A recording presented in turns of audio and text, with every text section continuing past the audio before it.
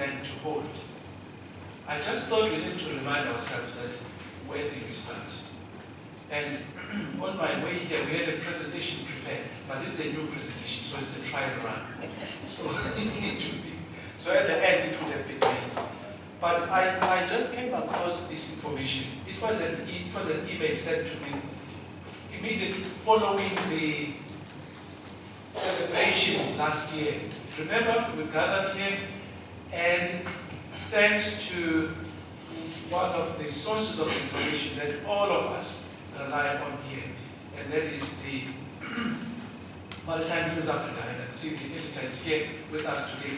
So she then wrote, the newspaper wrote in its online publication an account as to what transpired, what happened in the event in 2018. So as a refresher, I thought I needed to just go through this as a reminder. So this was what was written. That as an industry, we depend on the services of seafarers, who are made up of men and women, who spend many hours and days at sea. And that the 25th of June was a day, just one day marked to celebrate and to acknowledge the contribution of these citizens of the world. And that we then, as South Africa, we initiated to celebrate this day. And interestingly, which I think it's what I said at the inaugural celebration of World Maritime Day, I said South Africa had a great honor of actually proposing the resolution in Manila, where it was adopted by the IMO diplomatic conference to celebrate World Maritime Day. It happened that although the resolution was drafted by a great friend and colleague from the island of Malta, he had stepped outside, so someone had to present the resolution. So I happened to be there, so I presented the resolution proposing the celebration of the Day of the Seafarer. And we are grateful that the Council later on that year adopted and the resolution and the Assembly endorsed it accordingly. So then we had the celebration last year where we started, we said, no, it can't be one gathering, one venue, so we had to identify 3 centers at least where the day would be celebrated. And these centers were Cape Town, Port Elizabeth, and Durban. So then, continuing with the report, then it was said that the Department of Transport, together with SAMSA, hosted the stakeholder engagement in these cities, and I happened to have been in the celebration here in Cape Town. So it seems like it's going to be a tradition that my venue for celebrating World Maritime Day would remain Cape Town until further notice. So then the newspaper reported again that during the roundtable sessions, delegates heard that the DOT had committed to enhancing the well-being of seafarers, because the theme that year was about enhancing the well-being of seafarers. And that we therefore had committed to work with the Department of Health to ensuring that there were improvements to the life of seafarers on board our ships. But also, I was quoted there for having said, we are determined to roll out services to help elevate the health status of the seafarers while working at sea. Psychological, medical, and physiological services will help ease the burden faced by seafarers while removed from land services. Health professionals will soon be traveling with seafarers. And it is said that this is what I said. You know, I think with the newspaper, the good thing is that you can, it's already written, so it's there. So, but also, the newspaper reported that the cadet program attracts attention, and it's true. I think what characterized the discussions last year was centered around the cadet program and the challenges that we experienced with it, and that the industry was like suggesting that we need to rethink because of the challenge of many or a number of seafarers who who remain, or cadets who remain unemployed because of lack of training facilities, and that it was important to, as well, ensure that young people were introduced into the maritime, into the culture of seafarers, because the challenge that was identified at the time related to the high dropout rate, and that this was because of lack of induction into the life on water. And then some of the cadets, they would go to theoretical training, but only to realize when they go to practicals that, hey, this is not what I had thought I was enrolling for. So that those issues came out clearly. But also, the publication reported that the ship registry was identified as one of the issues that we needed to grow in order to deal with the challenge of shortage of training berths. And also, it was reported that we were looking into cabotage, which is coastal shipping, that that could as well help to alleviate the challenge. It was, the newspaper also reported that whilst we were celebrating here, in PE, they marked the celebration of World Maritime Day in 2018 with the opening of their offices, their new headquarters there. And at the time, Professor Malik Posenjani, who was the Chief Executive Officer of SAIB, was quoted to have said he was thrilled to be operating from their first permanent home, and that this was just the beginning of them with an eventual aim to have a presence in all South Africa's coastal cities. So that's the vision that was shared by the former Professor Malik Posenjani, the CEO of SAIB. And he further said, he reported to have said, in fact, there's already a satellite office at the Royal Yacht Club in Cape Town with a Durban branch in the pipeline. So it's important to reflect on these issues because they captured history. Because what we said at these celebrations last year is now history because we are celebrating this year. So it just shows the significance of what you say today, that when it is read tomorrow, it is what you said. So whatever you say, make sure and understand that we are continuously in the process of making history. And then it was also reported here that there was celebrating the choker fishers. And the paper wrote that the fishing industry is often left out of seafarers' discussions. And I think, are they here today? Yes. So we have, yeah. And that they observe the International Seafarer by acknowledging and celebrating local choker fishers by distributing care packages we're ready to set sail on the annual opening of the season. And that the crew live, eat and sleep on the vessel. I think this is the life of fisher folks. The terrain there is very difficult and challenging, but they love it.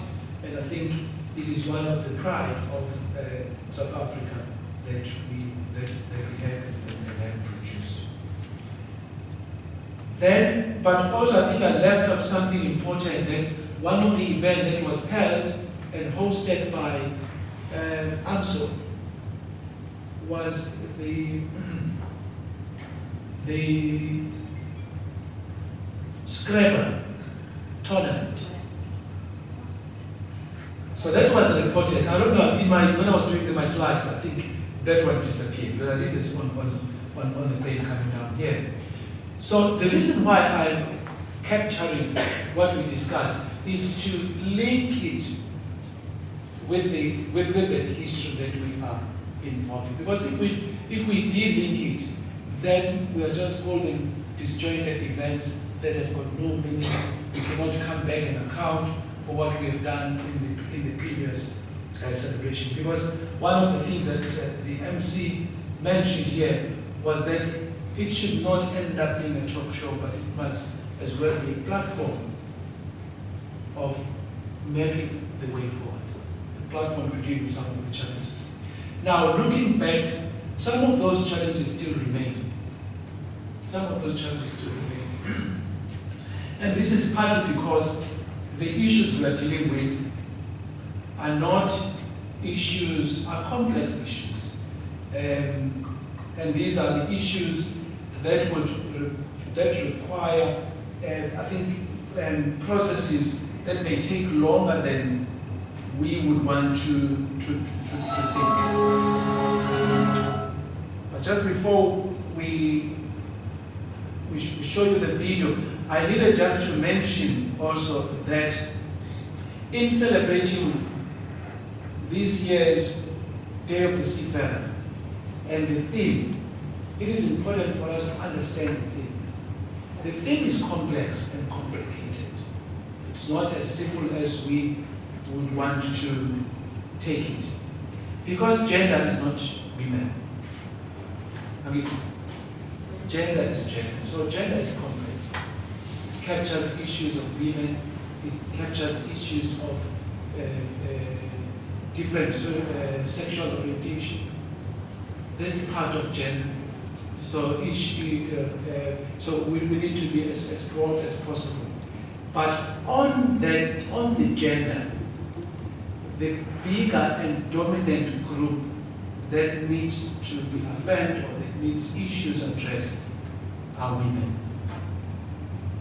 So the struggle for gender equality, although it belongs to all of us, but and it's an issue that I'll touch on towards the end, is where the leadership of gender should lie. So the gender is not about women, it's about gender, to which everybody is part of that gender. Because otherwise we would create a problem of misinterpreting. But it's a complex issue, which we would come to. Now, this year's theme is I am on board with gender equality. And this is the message of the IMO Secretary General, who will share with us this morning.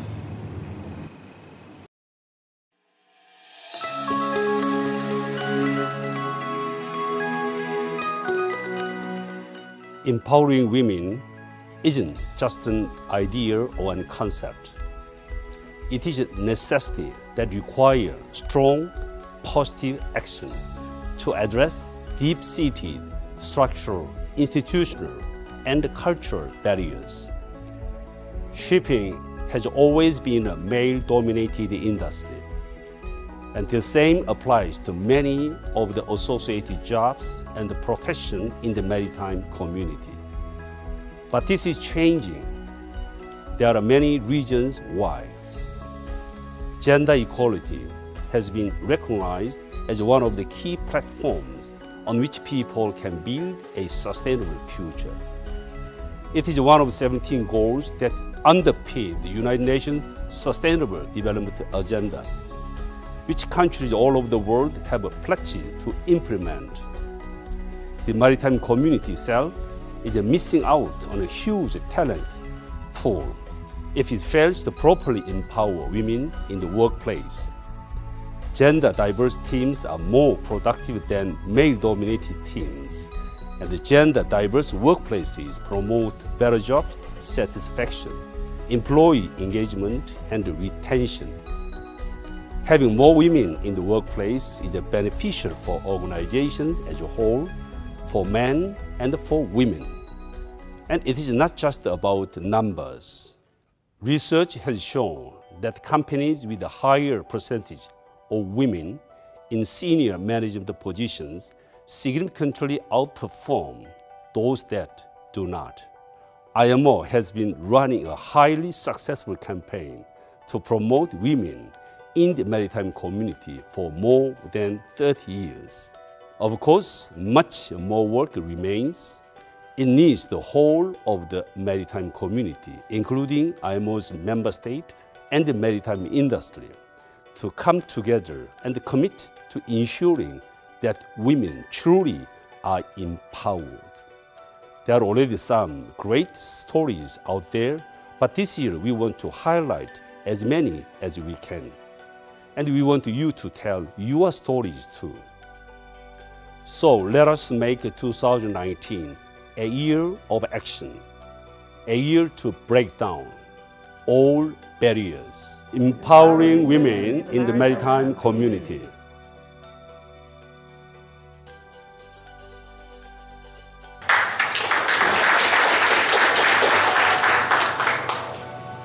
Listening to the message is more the theme of what we want to at the crisis. But I think that's we call Jesus to our needs. I think it's a journey that we all have to work together, collaborate to advance. If you could make one change to improve gender equality for seafarers, what would it be? Visit our Day of the Seafarer webpage and tell us what you would do.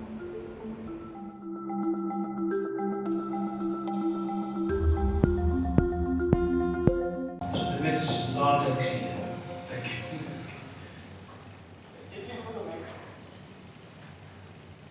Now, then I wanted to then address just a few issues which pose as a big challenge, and these have been addressed by the ILO International Labour Organization, who put together a team of experts looking into the particular challenge faced by women, where they're employed, but then they leave their jobs. What are the issues that result in women leaving their jobs? Because today you empower the women today, they are employed, but the circumstances in the environment is not conducive. And so they identified two issues, two perspectives. So the pull factors. The pull factors being the working conditions and training. So where the pull factors are weaker, so they contribute in pushing women away from employment. So if the working conditions are also not conducive, they contribute in making women leave their employment. But also, when they are appointed, they are not given training, that as well contributes in making women leave their positions. So which means that we need to pay particular attention in how these pull factors are made by those in power to push women out. So the attention that we must give to them is that we need to influence the working conditions conducive for all genders. So if we are able to influence that, then we would contribute in improving the pull factors such that women are more attracted, the conditions under which they live attract them to be retained into their employment. But also training in the form of empowerment also then contributes in inculcating a culture that I belong here and I make a contribution and valued. And therefore, the training that is provided to me helps me to remain in this job. But on the other hand, I also identify the strong push factors that also contribute to dealing with this issue why women leave positions that they are operated to. So harassment, bullying, and violence. So the stronger these are, they result in women's unstability. So to fight harassment and bullying and violence is a contribution to retaining women in their jobs. So that's very important tools that have been identified.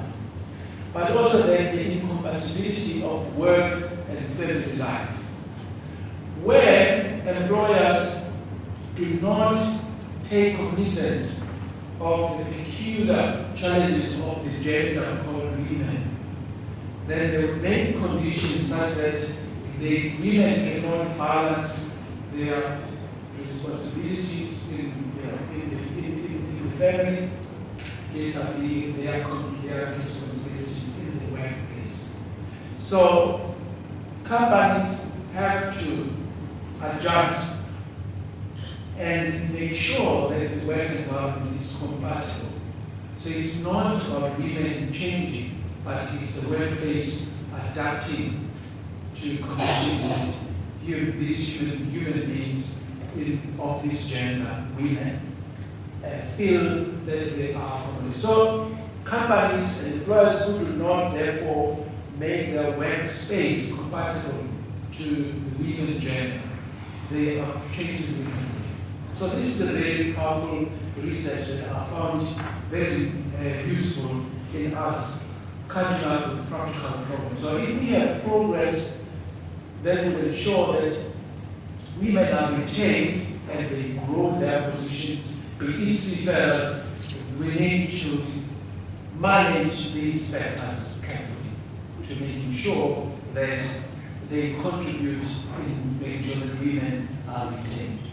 And you can, I think, using this report, you will be able to understand that it is these factors in some way or other that have contributed in women stopping to be seafarers anymore, or stopping to work in other sectors of transport, because these conditions, these factors affect their continued participation and involvement in the place of work.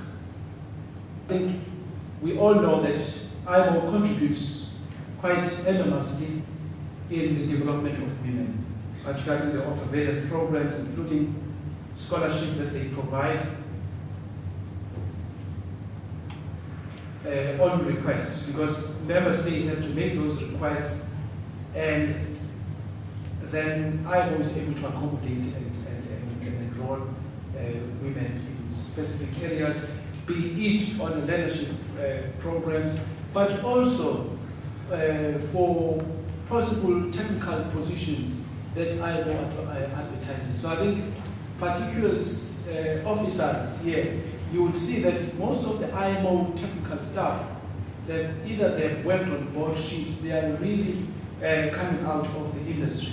So from time to time, do visit the IMO website with a view to looking for employment opportunities that you can then offer your services to. But also the ILO Convention 183, which provides an equivalent cover, particularly to improve the condition of women, is what we have provided for in the Merchant Shipping Act we are currently revising. And that in order to contribute to deal with the challenge of the pull factors where women are not given opportunities for training, I think our contribution would be to improve the policies as government, but also improving the legislation that promote the health, safety, and security of women in transport, particularly in the maritime sector. Now, we as the industry require transformation by reducing, if not obliterating, known prejudices daily faced by women in our industry. Training, enhancing opportunities, providing support and celebrating achievements by women may appear simple, but their impact is longer lasting. By implementing the existing guidelines for dealing with gender-based cases of discrimination, which I think the ITF has published, will go a long way in contributing in alleviating the problem. We as individual companies in turn, must also be innovative when devising workplace solutions, and that our recruitment policies and strategies need a total overhaul. Shift designs, especially common areas like changing rooms, toilets, sleeping cabins, and the overall infrastructure, must guarantee women's physical security on board ships. Most importantly, companies must implement company-based policies and guidelines for dealing with all forms of harassment, especially sexual harassment in the workplace. We as families must prepare young girls at the early stages of their development by inculcating special interests on maths and science, and to expose them to understanding the importance of transport, and remove the stereotypical thinking that seems to suggest that girls were not made to do engineering or design work. And as a fact, today in maths and science, girls are doing much better than boys, so which I think the tide has turned in terms of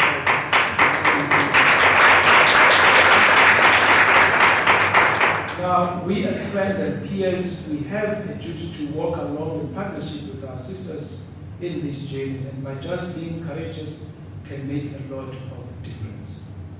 We as individuals must not advance our selfish desires. Instead, we must be driven by a much broader desire to uplift other women. Because I think the challenge with women empowerment in this gender struggle is that women, once empowered, they must not therefore, an individual must not therefore say, okay, it's over, it's done, I'm now empowered. But your empowerment is like a confirmation that the struggle that you have been part of is bearing fruits. So don't think about yourself, but think about many other women who are out there. And that would therefore make you not be isolated individual, because you may have been empowered, but the environment under which you now operate is still dominated by the other gender. So your struggle, although you have been promoted, but your struggle does not end there. It's just a platform for you to fight for women and others, so that eventually there will be a fair and equitable representation of all genders in the place. So we as individuals must also advance not our selfish interests, but a dream much more broader desire. Like what I think Professor Phakeng said when she was appointed as the Vice Chancellor of the University of Cape Town, she said, this is a journey not of self-upliftment, but that which can make it possible for other women too. So the struggle for women emancipation, the struggle for gender equality is an unending struggle. So we would never reach a point where we say, okay, now everything is fine. Because immediately when you think you have achieved 50%, because the workplace has not been designed to retain you, you'll go on maternity, they replace you. Or many of you go away and say, no, we cannot afford to have you away for such a long time to go and do your PhD, and so forth and so forth. And then we are going back to square one where there is no representation. So gender equality is a lifelong struggle. It cannot be an occasion, and we would never reach a point where we say, oh, now we have addressed it completely. So it's an issue that we must continuously watch for, and it's a struggle that we must continuously wage to making sure that many women are empowered, but that is where the workplace is gender balanced. If gender equality, therefore, this is my conclusion, is the goal, we must define the journey towards that equality. And unfortunately, though that journey is what all genders must walk, but the truth is, this is my view, if it is not championed by women, it will continuously be an elusive journey to nowhere. So, at the leadership of gender equality should be women. And as partners, we should support and be part of that journey towards gender equality. So gender equality is an ultimate objective, but we need to therefore work together, and we can achieve only if we cooperate and let women take charge together to making sure that the workplace is conducive for them to make their contribution. I think the Secretary General said it very well, that where women are in charge, where there is a great number of women participation, companies or businesses have flourished. So there is great value in making sure that all genders contribute and are part of this. Thank you so much.